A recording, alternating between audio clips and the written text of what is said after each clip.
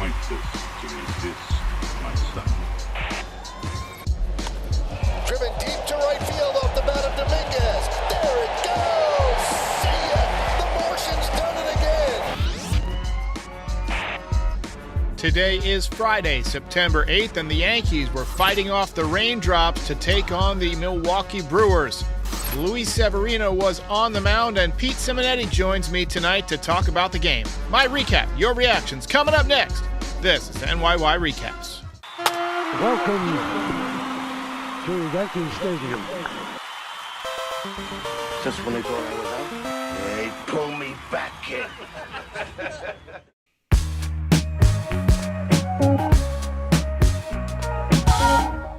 How's it going, everybody? How's it going? Sorry there was no recap last night. I had the mother of all migraines, mostly from watching this team, but took the night off. We're going to keep it relatively short tonight because the Yankees were due once again. Just 3 hits and are creeping closer every day to the grave. Feels like they got 1 foot in the grave at this point, Pete. How you doing? I'm doing good, man. Yeah, they're ready to go. They're just saying, please put me out of my misery. I'm done, baby. Yeah, it's not looking good. I got to change your note here. I got you as NYY News TV. It's NYY Underground now. I got to update that. I will. No problem. So before we get to tonight's game, I got to talk to you about Rodon because I didn't get a chance to talk about it last night. He got absolutely hammered again. Yep. On a scale of 1 to 10, we did this earlier in the year with Severino, I think. What's your, I guess, concern level with Rodon right now? I tell you what, I talked about this earlier. My concern level for now, for this year is very, very high, but I just shut him down. I mean, he should be shut down. Let him get healthy for next year. If you look up his StatCast and you look at the numbers for 2021, 2022, and then you see this year, it's a world of a difference. There's something wrong with him. Yeah. It's not that he's 100%. I just don't believe it. He just doesn't look like the same guy. I think you gotta, I hate saying toss this one up and just go, hey, it is what it is, but we do have a contract with the guy. So yeah, for me, I'm just saying, hey, this year is done. Come back next year, be healthy in spring, and let's see what we got. And he's very rarely been healthy, but let's hope. You know, we just hired Andy Pettitte. If I were the Yankees, I would give Andy Pettitte a call and say, hey, you're working with Rodon all winter. Good idea.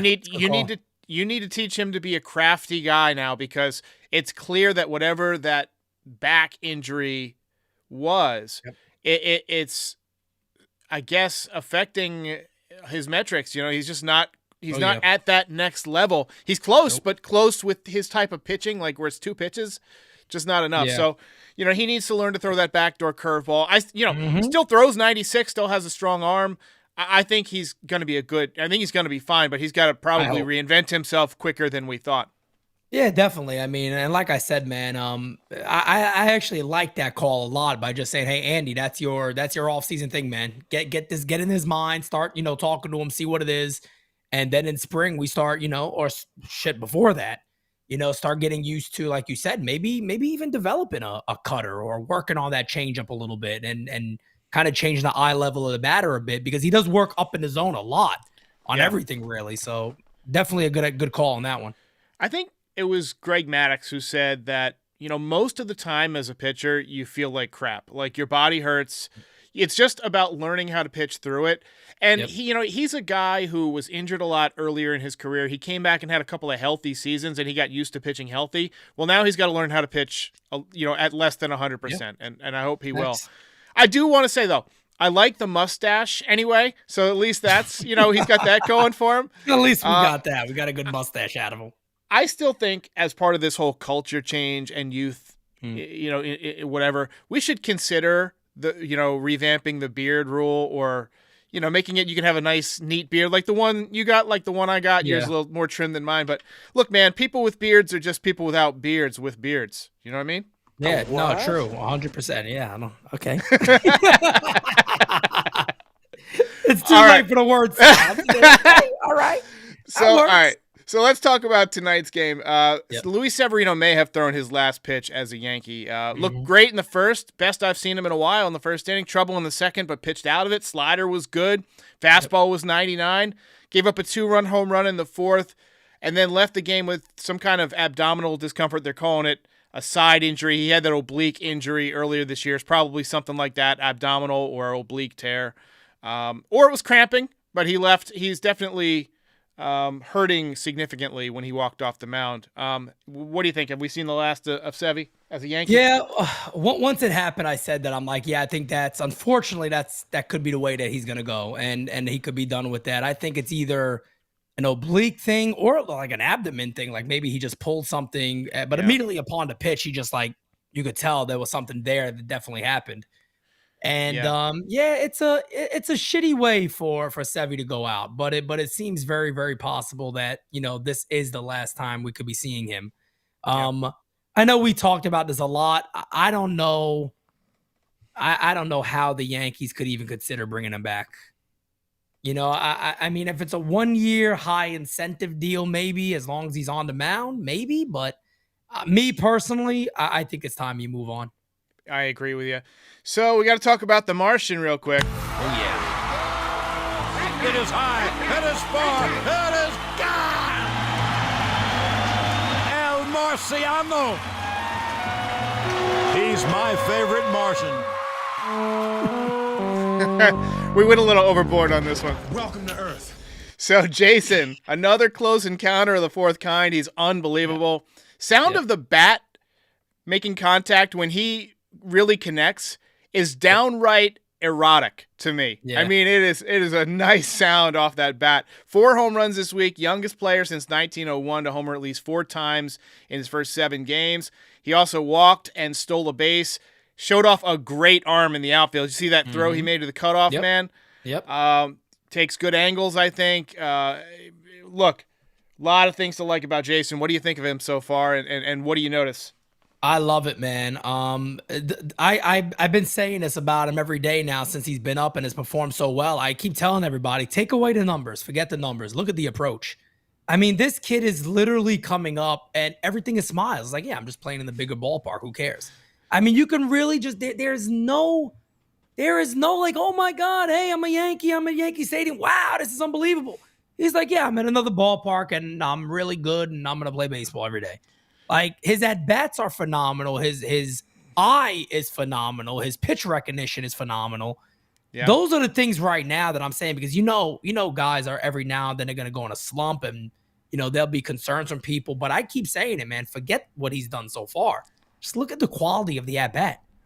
And his face, when he's always smiling. Who he reminds me of? Honestly, the way that he carries himself and kind of the joy that he has playing the game. A young Ken Griffey Jr. They called him the kid because he was always smiling. He was always happy. And he was a year younger than Dominguez when he made his debut, but same kind of personality, just relaxed, just loose. He's like the anti-Bonds. Bonds was always frowning. And it's like the anti. Facts. Look, him coming up and doing what he's doing, I think, has made the Yankees offseason a little bit easier because now you can pencil in at least one of your outfield spots internally. There's no question in my mind. Even if, and look, he's gonna have a slump. He could start going 1 for 30 tomorrow. He's gonna have a slump. But I think he's shown enough compared to the other rookies, especially, that he's gonna make the roster next year. He's just that good. No question. He's out there. And the greatest thing that it does for the Yankees is you got a middle of the order bat. You got somebody who now is a switch hitter. Switch hitters in the middle of any order is amazing. That's what you want. And it's extremely big for Dominguez to be that guy. And look, no matter what he does the rest of the way, Jason Dominguez will be on the Yankees roster on opening day. Right. So now all you got to do really is sign one outfielder. So you could either go with Bellinger or you could go with Lee. I want to talk about Pereira a little bit. He hit a double last night. He smoked one into the corner. Just your impressions on him so far. He hasn't shown me enough yet, but I think there's something there. Yeah, the ball flies off his bat when he's making contact. I think the biggest concern right now for me is he looks a little lost on the breaking pitch, one. But I also think maybe that has to do with him trying to perform or trying a little too hard, not letting the game just come to him as he did at his other levels. He does seem like he's pressing a lot more than the other guys do. Like, you notice a lot of times he's getting like a mid-high fastball and immediately swinging over it or swinging under it. he just seems like he's trying a bit too much. As we stand right now, I like the idea that you brought up when you put your lineup out recently and said maybe he's the fourth outfielder. Yeah. I don't think that's a bad idea because a fourth outfielder in this team could play a lot.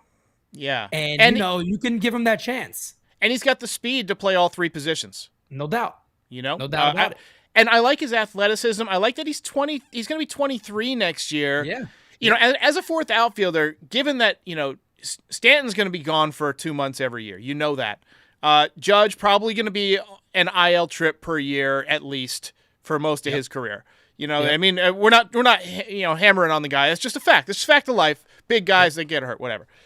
I think he could play 100+ games, really, even if sometimes it's just coming in late for defense, pinch running, and hopefully he'll get better as he's around more major leaguers at recognizing the slider and going up there with a little different approach. Peraza. Got to talk Peraza, too. Love him. I know you're a big Peraza guy. I love him.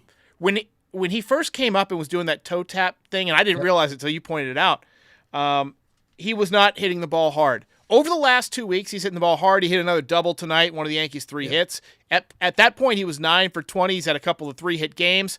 To me, he's another guy that's done enough, I think, to make the opening day roster. The question is he a utility guy, or do you start him at third and go back to DJ as utility guy / insurance policy for Rizzo? That's what I would do 100%. To me, he's my starting third baseman. I mean, if even as somebody that's a fan of Peraza and again, shout out to Sean Casey for basically saying, hey, whatever makes you comfortable and we can work off that, and he went back to his leg kick that he did his entire life. And then he starts hitting again. And I don't think that's a coincidence, but when it comes to Peraza, the one thing that you are noticing about him is he is very, very pull happy. Very, very pull happy. He did hit a deep fly ball to right in his last at bat today. But I would like to see him kind of, not necessarily change the approach, but be able to show he can go to right field a little more, maybe 2 strikes and things of that nature. Most everybody is pull happy because that's where your power typically comes from. You pull the ball, you're going to drive it. And he has hit some rockets to left field, though. I think Yankee fans should be excited about him. He's a very, very good defender. And I've kind of come away from the idea of him going to second base at all. Like, never do that, in my opinion, because he got such a great arm. His arm is awesome. Yeah, and he showed it off tonight, too. He made a great throw. Here's the thing. You know how much I love doubles, right? And Yankee Stadium is a ballpark that doesn't yield a lot of doubles. Mm-hmm. He hits a lot of balls down the line. He's got 5 doubles already.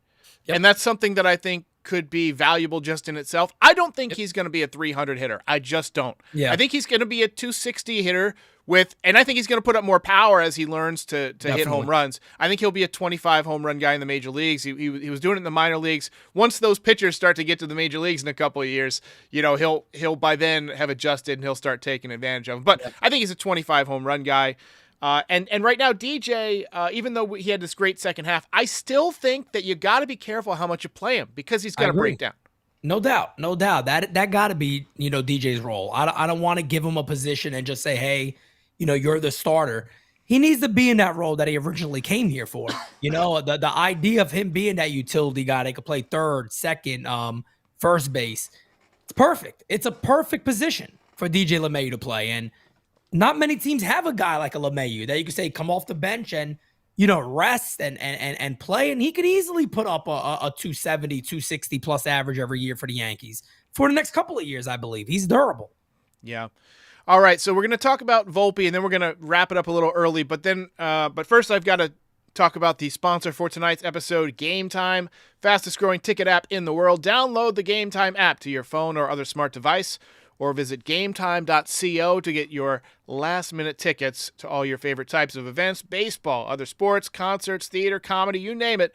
You can find it on Game Time. Use the code NYY Recaps for $20 off of your first purchase. Game Time, because getting tickets to your events should not be stressful. Lowest price on last-minute tickets, guaranteed. All right, so Volpe had another tough night tonight. And I'll put up the box score here in just a second. But give me your thoughts on Volpe. Look, we were hoping that he would have a great September and kind of get his average a little bit up. Instead, he's kind of, going through a little bit of a little bit of, a struggle. Mm-hmm. He is now hitting 214. Just thoughts on Volpe overall this season? I think, what is it, like over his last 60 games, he's hitting above 250, something like that. Roughly, And yeah. that's the guy I've always expected Volpe to be. A lot of the talk about a 300 hitter and all that, it's never, ever kind of been a thing for him. That was more created upon, he's the next Derek Jeter and this and that. My thing with Anthony Volpe is rather simple, man. If this kid could be a guy that bats above 250, he could obviously hit 25-plus homers in the major leagues. There's no denying that. He has a very, very powerful swing. That is going to be a swing and miss swing. There's no doubt about it. He's going to strike out. He's going to strike out a lot. And he has been good at shortstop. I always talked about him with the idea of short is because you got Peraza. But the Yankees aren't moving him off short. And he's been good. He has great range at shortstop. The arm, yes, is the arm. But that's why it's probably a good idea to have Peraza at third base. A lot of those balls could be cut off, and he has a cannon for an arm. So you kind of supplement it.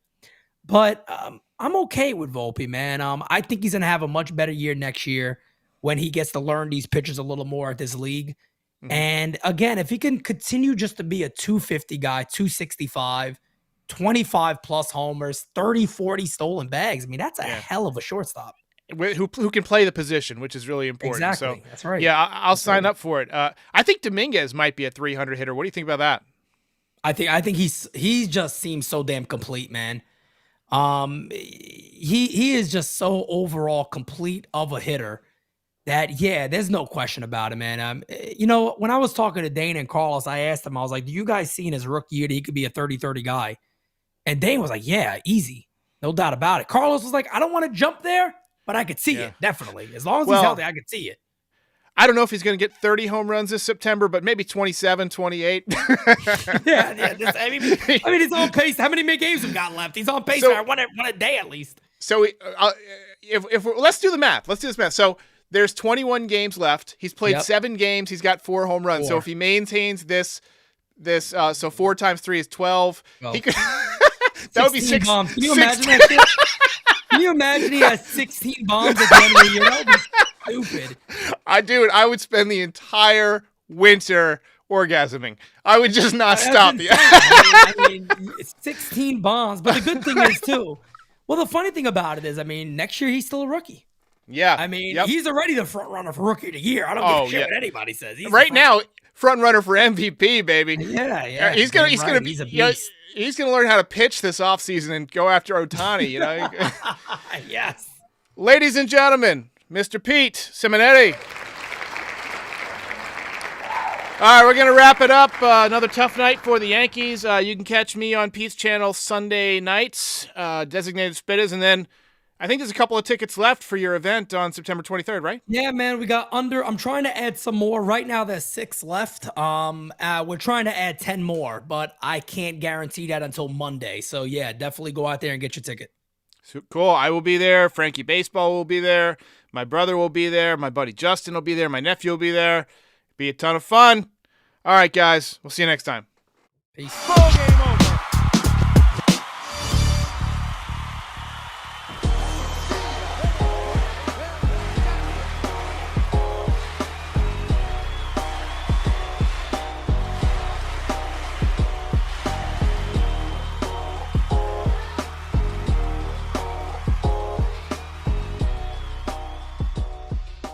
Most impressive.